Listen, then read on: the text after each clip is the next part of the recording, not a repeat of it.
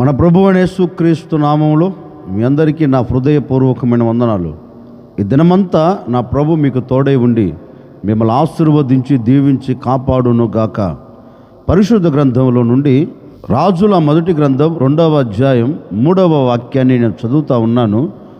మీ పరిశుద్ధ గ్రంథమైన బైబిల్ తెరచి చూడండి. నీ దేవుడైన యెహోవా అప్పగించిన దానిని కాపాడి ఆయన మార్గములను అనుసరించిన ఎడల నీవు ఏ పని పూనుకొనినను ఎక్కడ తిరిగినను అన్నిటిలలో వివేకముగా నడుచుకొందువు.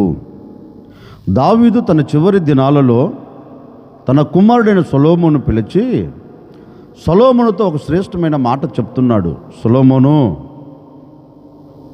నీవు ఏ పని పూనుకొనినా నీవు పూనుకొనిన ప్రతి పనిలో దేవుడు నీకు తోడై ఉండి నీకు గొప్ప జయమును కలగ చేయబోతున్నారు అని జ్ఞాని అయిన సొలొమోనుతో తన తండ్రి అయిన దావీదు చెప్పినట్లుగా పరిశుద్ధ గ్రంథంలో చక్కగా రాయబడిందండి. నిజమే, సొలొమోను పూనుకొనిన ప్రతి పనిలో విజయమును చూడాలి. సొలొమోను ఆలోచిస్తున్న ప్రతి ఆలోచనలో దేవుడు ప్రతిదీ సఫలం చేయాలి.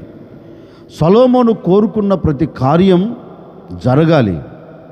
జరగాలి కనుకనే ఈ సొలొమోనుతో దావీదు అంటారు, నీవు పూనుకున్న ప్రతి పని సఫలము కావాలి అంటే నీవు చేయవలసినది ఏంటి అంటే నీ దేవుడైన యెహోవా ఆజ్ఞను గైకొని ఆయన మార్గాలలో నీవు నడిచిన ఎడల నీవు పూనుకొనిన ప్రతి పని సఫలపరచబడుతుంది అని దావీదు సొలొమోనుతో చెప్పారండి.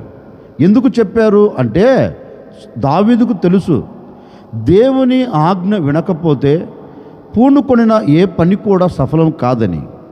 దావీదుకు తెలుసు, ఆయన ఆజ్ఞను వినకుండా ఆయన మార్గాలలో నడిపించబడకుండా ఒకవేళ రాజ్య పరిపాలన చేస్తున్నా రాజ్యములో న్యాయము తీర్చాలని ఆలోచన చేస్తున్నా యుద్ధ రంగములో చేరి యుద్ధములో జయము పొందాలని ఆలోచన కలుగుతున్నా ఏ పని కూడా సఫలము కాదని దావీదుకు తెలుసు. అందుకే అంటారు, నాయనా నీవు పూనుకుంటున్న ప్రతి పని సఫలం కావాలి అంటే మొదట నీవు చేయవలసినది ఏంటి అంటే నీ దేవుడైన యెహోవా మాట నీవు శ్రద్ధగా విని ఆయన మార్గములలో మాత్రమే నీవు నడవాలి. లోక సంబంధమైన మార్గాలలో నువ్వు నడవకూడదు. లోక సంబంధమైన మార్గాలలో నువ్వు నిలవకూడదు. లోక సంబంధమైన వాటిలో నువ్వు నిలిచి ఉన్నావు అనుకో, నీవు పూనుకొనే ఏ పని సఫలం కాదు. నీవు పూనుకున్న ఏ పనిలో జయమును నువ్వు చూడలేవు. నీవు పూనుకున్న ప్రతిదీ విఫలమే కానీ అపజయమే కానీ నీవు ఆనందకరంగా బ్రతకలేవు నాయన. అందుకని నీవు పూనుకొన్న ప్రతి పని సఫలం కావాలి అంటే నీవు పూనుకొన్న ప్రతి పనిలో జయము చూడాలంటే నీవు చేయవలసినది ఒక్కటే, నీ దేవుడైన యెహోవా మార్గాలలో నీవు నడిపించబడితే తప్పక నీవు కార్యాన్ని చూడగలుగుతావు. ఈ రోజున మన బ్రతుకుల్లో కూడా మనం ఆలోచించి తీసుకోవలసిన ఒక చక్కటి నిర్ణయం అండి. నువ్వు గడిచిన దినాలు గడిచిన రోజులలో నీవు పూనుకున్నావు, ఈ వ్యాపారం ప్రారంభించాలని, ఈ చేతి పని ప్రారంభించాలని, ఈ ఉద్యోగం ప్రారంభించాలని, ఈ చదువులు ప్రారంభించాలని, ఈ ఆత్మీయ స్థితిని ప్రారంభించాలని నీవు పూనుకున్నావు. కానీ పూనుకొనిన ఆ పని సఫలపరచబడిందా?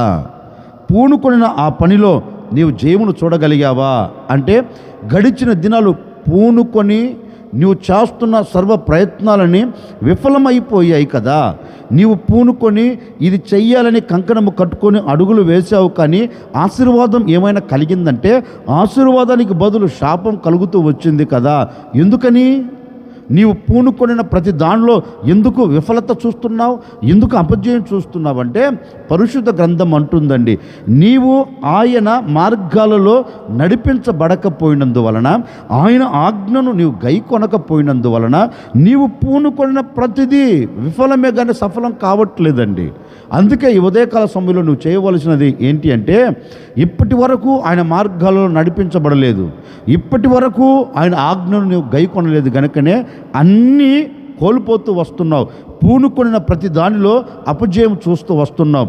ఈ ఉదయకాల సమయంలో నీవు చేయవలసినది ఏంటి అంటే, దేని నిమిత్తం నీవు పూనుకొని ఇది జయమును చూడాలని ఆశపడుతున్నా ఈ ఉదయకాల సమయముల నుండి నా ప్రభువైన యేసుక్రీస్తు మాట నీవు శ్రద్ధగా విని, నా దేవుడైన యెహోవా మాట నువ్వు శ్రద్ధగా విని, ఆయన మార్గాలలో నువ్వు నడిచిన ఎడల, ఆయన మార్గాలలో నువ్వు నిలిచిన ఎడల, ఆయన మార్గాలలో నువ్వు వెంబడించిన ఎడల, నీవు పూనుకున్న ప్రతి పనిలో జయమును చూడబోతూ ఉన్నావు. నీవు పూనుకున్న ప్రతి పనిలో అపజయము చూడకుండా జయమునకు నాంది పలకపోతూ ఉన్నావు. అందుకే పరిశుద్ధ గ్రంథములో ఒక రాజును గూర్చి ఒక చక్కని శ్రేష్టమైన మాట రాయబడిన మాట ఏంటంటే, హిజ్కియా రాజును గురించి పరిశుద్ధ గ్రంథం చెప్పకనే చెప్తుంది, తాను పూనుకొనిన సర్వ ప్రయత్నముల యందు వృద్ధి పొందెను. ఎందుకని హిజ్కియా రాజు తాను పూనుకొనిన సర్వ ప్రయత్నాలలో ఎందుకు అతడు వృద్ధి పొందుతూ వచ్చాడు? ఎందుకు అతడు దీవెనకరంగా మలచబడుతూ వచ్చాడు? ఏది పూనుకొనినా సఫలం కలుగుతుంది, ఏది పూనుకొనినా జయమును చూస్తున్నాడు, ఏది పూనుకొనినా అభివృద్ధిని చూస్తున్నాడు. శాపమును మాత్రం చూడట్లేదండి, అపజయమును మాత్రం చూడట్లేదండి, అవమానం మాత్రం అతనికి కలగట్లేదండి. ఎందుకని హిజ్కియా రాజు నీవు పూనుకొనిన ప్రతి పనిని దేవుడు సఫలం చేస్తున్నాడు అంటే, ఆ రాజు ఒకటే అంటాడండి, ఏమి లేదండి, నేను నా దేవుని మార్గాలలో నేను నడిపించబడుతున్నాను. అందుకే అతనికి కష్టం కలిగినప్పుడు, అతనికి మరణం సమీపించినప్పుడు దేవుని సన్నిధిలోనికి వెళ్ళి ఒక చిన్న ప్రార్థన చేస్తాడు. అయ్యా, నేను నీ సన్నిధిలో ఎంత యథార్థంగా ఎంత న్యాయంగా బ్రతికానో నేను నీకు తెలియదా?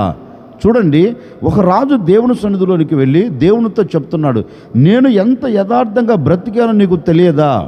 నేను నడిచిన మార్గం ఏంటో నీకు తెలియదా? నేను ఏ మార్గాలు నడిపించబడుతున్నా నీవు చూడలేదా? మరి నన్ను జ్ఞాపకం చేసుకో. రాజు చెప్పగలుగుతున్నాడు దేవునితో రాజు అడగగలుగుతున్నాడు, నా యథార్థతను చూడు, నేను ఎంత నీతిగా ఎంత న్యాయంగా బ్రతికానో నీకు తెలియదా అంటాడండి. అందుకే అతడు పూనుకొనిన ప్రతి పనిని దేవుడు వృద్ధి చేస్తూ వచ్చాడు. ఎందుకని అంటే, దేవుని ఆజ్ఞను విడిచి తిరిగిన వాడు కాదు, దేవునిని నిరాకరించిన వాడు కాదు, దేవుని సన్నిధిలో యథార్థంగా బ్రతికినవాడు. అందుకే మరొక చోట కూడా రాయబడిన మాట ఏంటో తెలుసండి, ఈ హిజ్కియా యెహోవాను హత్తుకొని ఆయన ఆజ్ఞలను అనుసరించుచు ఆయనను వెంబడించుటలో వెనుక తీయలేదంటండి.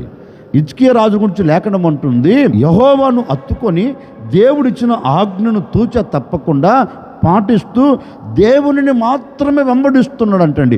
దేవుడు వెళుతున్న మార్గములలోనే ఇతడు కూడా నడుస్తున్నాడంట. లేఖనం అంటుంది, అతడు వెళ్ళిన చోట ప్రతి చోట జయము పొందుతూ వచ్చాడు. వెళ్ళిన ప్రతి చోట పూనుకొనిన ప్రతి పనిలో, పూనుకొన్న ప్రతి దానిలో జయమును చూడగలిగాడు. ఎందుకని అంటే, ఆజ్ఞను వెంబడించుటలో, దేవుని మార్గాలలో నడిపించబడుటలో వెనుతిరగలేదంటండి. దేవుణ్ణి చూస్తూ నడిపించబడుతున్నాడు. అందుకే అతడు పూనుకొనిన ప్రతి పనిలో జయమును చూడగలిగాడు. నిజమే కదండి. మరి ఈ రోజున మనం ఎందుకు అపజయమును చూస్తున్నాం? ఈ రోజున మనకి ఎందుకు అవమానం కలుగుతుంది? ఈ రోజున ఏది ప్రారంభించినా, ఏది పూనుకొనినా మధ్యలోనే ముగిస్తున్నాం. అది వ్యాపారం కావచ్చండి, చేతి పని కావచ్చండి. ఇప్పుడు ప్రారంభించినట్టుగా ఉన్నాం, మరి కొన్ని రోజులు దానికి ఏం చేస్తున్నాం? మూతేస్తున్నాం. ఎందుకని అంటే, నీవు దేవునిని వెంబడించకుండా ప్రారంభించావు, దేవుని ఆజ్ఞలలో నిలబడకుండా నువ్వు ప్రారంభించావు, దేవుని చిత్తంలో నువ్వు లేకుండా ప్రారంభించావు. గనుకనే ప్రారంభించినది, పూనుకొనినది విఫలమైపోయింది, కానీ సఫలత కలగట్లేదండి. ఈ రోజున ఓ చిన్న ప్రార్థన చేసుకో, ప్రభువా, నేను పూనుకొనిన ప్రతి పని సఫలం కావాలయ్యా, సఫలమగునట్లుగా ఈ దినము నుండి నీ మార్గాలలో నేను నిలబడుతాను, నీ మార్గాలలో నేను నడిపించబడుతాను, నీ చిత్తానికి నేను శిరస్సు ఉంచుతాను, నిన్ను వెంబడిస్తాను, నిన్ను హత్తుకుంటాను అని నువ్వు ప్రార్థన చేసుకొని నా ప్రభువును హత్తుకొని నా ప్రభువును వెంబడించుటలో వెనుక తీయకపోతేనండి, నీవు ఈ దినము నుండి ఏది పూనుకొనినా దానిలో నీవు జయమును చూడబోతూ ఉన్నావు. ఏది ప్రారంభించాలని ఎక్కడ అడుగు పెట్టినా అక్కడ నీవు జయమును చూడబోతూ ఉన్నావు. ఇప్పటి వరకు నీ ఆలోచన ప్రకారం వెళ్ళావు గనుకనే, నీ సొంత నిర్ణయాలు నువ్వు తీసుకున్నావు గనుకనే, నీ ఉద్దేశ ప్రకారం నువ్వు అడుగులు వేస్తున్నావు గనుకనే అవమానానికి నీవు గురయ్యావు. ఈ రోజున అవన్నిటి మీద నువ్వు జయము చూడాలంటే నా ప్రభువును హత్తుకో, నా ప్రభువును వెంబడించు. ప్రభువును వెంబడించుటలో నువ్వు వెనుతిరగకుండా ఆయనతో పాటు నువ్వు అడుగులు వేయగలిగితే నిశ్చయముగా నా దేవుడు నీకు జయమును అనుగ్రహించబోతూ ఉన్నాడు. నీ వ్యాపార విషయంలో జయమును చూడబోతూ ఉన్నావు. నీ చేతి పని విషయంలో నీవు జయమును చూడబోతున్నావు. ఎందుకు అంటే నీవు ఆయనను వెంబడిస్తూ నీవు ఆయన ఆజ్ఞను గైకొని ఆయన మార్గాలను నడిపించబడుతున్నావు గనక ఎక్కడ అడుగు పెడుతున్నా అక్కడ నీకు జయము కలగబోతూ ఉంది. ఎక్కడ అడుగు పెడుతున్నా అక్కడ నీవు జయమును చూడబోతూ ఉన్నావు. ఎక్కడ అడుగు పెడుతున్నా అక్కడ నీవు వృద్ధి కలుగునట్లుగా దేవుడు ఆజ్ఞాపించబోతూ ఉన్నాడు. నీవు చిన్న వ్యాపారమే ప్రారంభించినా, చిన్న చేతి పనే ప్రారంభించినా, చిన్న ఉద్యోగం నువ్వు అడుగు పెట్టినా దినదినము నా దేవుడు నిన్ను వృద్ధిలోనికి తీసుకుని రాబోతూ ఉన్నాడు. దినదినము నిన్ను ఆశీర్వాదకరంగా నిలబెట్టబోతూ ఉన్నాడు. దినదినము క్షేమకరమైన చోట నా ప్రభు నిలబెట్టి నీకు మహాఘనతను కలగచేయబోతూ ఉన్నాడు. మహాఘనతను కలగచేసి నిన్ను దీవెనకరమైన మార్గాలలో నా ప్రభు నిన్ను నడిపించబోతున్నాడు గనుక ఈ రోజు నుండి నీవు ఆనందకరంగా గంతులు వేయబోతూ ఉన్నావు. అందుకే దావీదు అంటాడు, సొలొమోను నీవు పూనుకొనిన ప్రతి పని సఫలము కావాలి అంటే నీవు చేయవలసినది ఒక్కటే, దేవుని మార్గాలలో నువ్వు నడిపించబడితే, ఆయన ఆజ్ఞను గైకొని ఆయన వెంబడిస్తే నీవు పూనుకొన్న ప్రతి దానిలో నీవు జయమును చూస్తావండి. నేను కూడా మీతో చెప్తున్నాను, ఈ దినము నుండి మీరు ఏది పూనుకొనినా, ఈ దినము నుండి ఏది పూనుకొని ప్రారంభించాలని ఆలోచన చేస్తున్నా, ఈ దినము నుండి మీరు పూనుకొనిన ప్రతి పనిలో నా దేవుడు తోడై ఉండబోతూ ఉన్నాడు. అన్నిటి మీద మీకు జయమును కలగ చేయబోతున్నాడు. మీ కార్యాలన్నీ నా ప్రభు నెరవేర్చి ముగించబోతూ ఉన్నాడు. ఈ దినము నుండి ఎక్కడ మీరు అడుగు పెట్టినా, ఏ చోట మీరు నిలబడినా జయము మాత్రమే చూచెదరుగాక. ఆశ్చర్యకరుడా మీకు స్తోత్రాలు చెల్లిస్తూ ఉన్నాం తండ్రి. మీరెంతైనా సర్వశక్తి కలిగిన దేవుడవు. ఈ విధంగా మిమ్మల్ని స్తుతించే భాగ్యం మాకు అనుగ్రహించారు నాయన. నిజమే, ఈ దినం మేము పూనుకొనిన ప్రతి పనిలో జయము కలుగుతుందని, మేము పూనుకొనిన ప్రతి పనిలో జయమును చూడాలి అంటే నీ మార్గాలలో మేము నడిపించబడితే, నేను హత్తుకొని నేను వెంబడిస్తే మేము పూనుకున్న ప్రతి దానిలో జయము చూస్తామని మీ లేఖనాలు సెలవిచ్చినట్లుగా ఎందరైతే ఆశపడుతున్నారో, ఎందరైతే మీ మార్గాలు నడిపించబడాలని కోరుకుంటున్నారో ప్రతి ఒక్కరిని నాయన తప్పక వారు పూనుకొనిన ప్రతి పనిలో జయమును మీరు కలగ చేయబోతున్నందుకై, జయమునిచ్చి మీరు ఆశీర్వదించబోతున్నందుకై మీకు స్తోత్రాలు చెల్లిస్తున్నాం. ఎవరి బ్రతుకులలో నాయన విఫలత కనపడకుండా, ఎవరి బ్రతుకులలో అపజయం పడచూపకుండా ప్రతి వారు జీవితంలో సఫలత కలుగునట్లుగా, జయము కలుగునట్లుగా మీరు సహాయము చేయమని యేసు నామములు అడిగి వేడుకొనుచున్నాము తండ్రి, ఆమెన్. ఈ దినమంతా నా ప్రభు మీకు తోడై ఉండి మీరు పూనుకొనిన ప్రతి దానిలో నా దేవుడు మీకు జయమిచ్చి నడిపించునుగాక.